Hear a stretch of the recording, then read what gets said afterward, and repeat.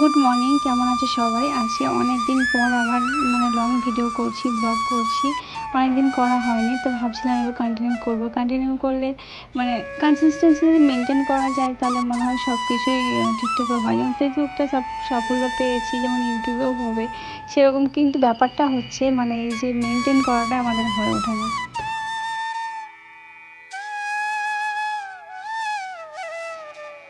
এই যে আমাদের উনুন, আমরা মাঝে মাঝে উনুনে রান্না হয়, বিশেষ করে ছুটির দিনগুলোতে উনুনে রান্না হয়। আর পুরো শীতকালটা চেষ্টা করা হয় যে উনুনেই রান্না করার, আর শাশুড়ি মা করে আর কি, আমরা তো করি না, আমাদের সময় নেই।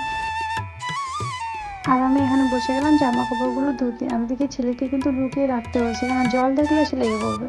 করে উঠা হয় যেহেতু ছেলে ঘুমোয়, আর সকালে রান্না বান্নার ব্যাপারটা থাকে, যেটা আমার শাশুড়ি মা আমার হাজব্যান্ডই দেখে নেয়। আমাকে সেরকমভাবে করতে হয় না, করিও না, রান্না টান্না করি না আমি, ভালো লাগে না মেন কথা। যাই হোক, আর সপ্তাহের বাকি দিনগুলো যেহেতু আমি থাকি না, সেটা আমার করা হয় না। ছুটির দিনগুলো আমি যেটুকু পারি সেটুকু করার চেষ্টা করি।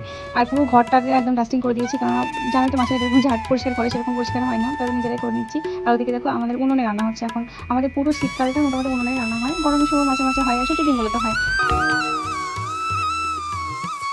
আর এই যে রান্না হয়ে গেছে মাটন, কিন্তু মাটন আমি খাই না, ওই জন্য আমার জন্য চিকেন হবে। তো এটা করে মাজা ঘষা করে আবার কিন্তু চিকেন রান্না করবো, না তো ওই কড়াই করলে কিন্তু আমি খাই না। আর এদিকে আমি চলে এলাম একটু রুমটা পরিষ্কার করবো। আর এই যে আমার রুম, নিচের রুম, আমরা তিনতলাতে থাকি, যেহেতু এখন গরম পড়েছে, নিচটা অনেকটা ঠান্ডা থাকে, আমি নিচে থাকি। তার উপরে এসিতে আমার সেরকম খুব একটা ভালো পোষায় না, কেননা ছেলের জন্য। তো বারবার মনে হয় যে ও ঠান্ডা হয়ে যাচ্ছে, ঘর গরম, এরকম একটা ব্যাপার থাকে। আর এই যে মশারিটা রাখার কারণ কি জানো? মশারিটা রাখার কারণ হচ্ছে আমার ছেলে সব খেলনাপাতি সব ফেলে দেয়, ওই পাশ দিয়ে ফাঁকা আছে একটুখানি, ওখানে ফেলে দেয়, ওই জন্য মশারিটা দিয়ে রেখেছি।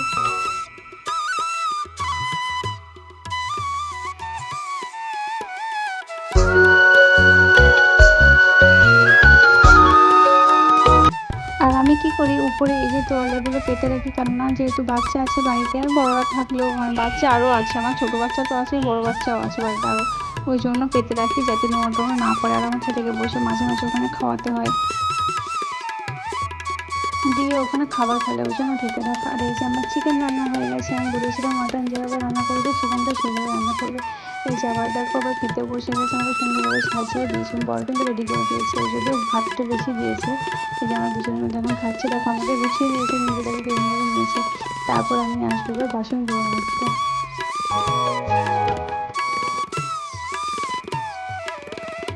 এবার চলে এলাম খাওয়া দাওয়া করে, জামা কাপড়গুলো শুকিয়ে একটু রোদে দেবো, যেহেতু ড্রায়ারে ড্রাই করে একটু রোদে দিতে হয়, না তো একটু ভেজে ভেজে থাকে। তো আমার বলার কথা আছে আগে খাওয়া দাওয়া, তারপর বাকি কাজ।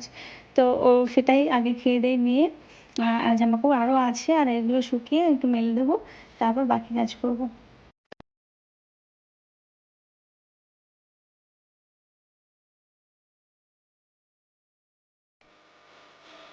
এবার চলে এলাম আমি জামা কাপড়গুলো মেলবো। আর ওটাকে হাত ধরে কেন নিয়ে এলাম, যদি না নিয়ে আসি ওখানে গামলায় যে জল আছে, জলে খেলা করতে শুরু করে দেবে, স্নানও হয়ে যেতে পারে।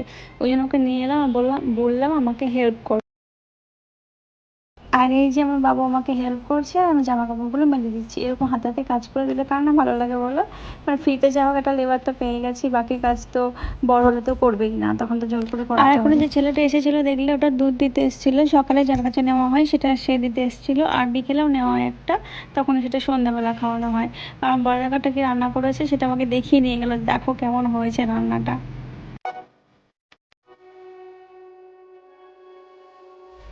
এই যে আমার জামা কাপড় মেলা হয়ে গেছে, জামা কাপড় ধোয়া হয়ে গেছে, সকালে যা যা কাজ ছিল সবই মোটামুটি কমপ্লিট। এবার বাবুকে স্নান টান করিয়ে কিছু খাইয়ে ব্যাস ঘুম পাড়াবো, তারপর আমরা 2 ঘন্টা 3 ঘন্টা রেস্ট, কারণ ও 2-3 ঘন্টা দুপুরবেলা ঘুমোয়। সেই 2-3 ঘন্টা আমাদের রেস্ট, মোবাইল দেখো, ঘুমোও, ঘুরে বেড়াও, যা ইচ্ছে করো। আর আমার এই ভিডিওটা তোমাদের কেমন লাগলো সেটা অবশ্যই অবশ্যই লাইক আর কমেন্ট করে অবশ্যই জানিও। আর নেক্সট ভিডিও দেখার জন্য অবশ্যই পাশে থেকো।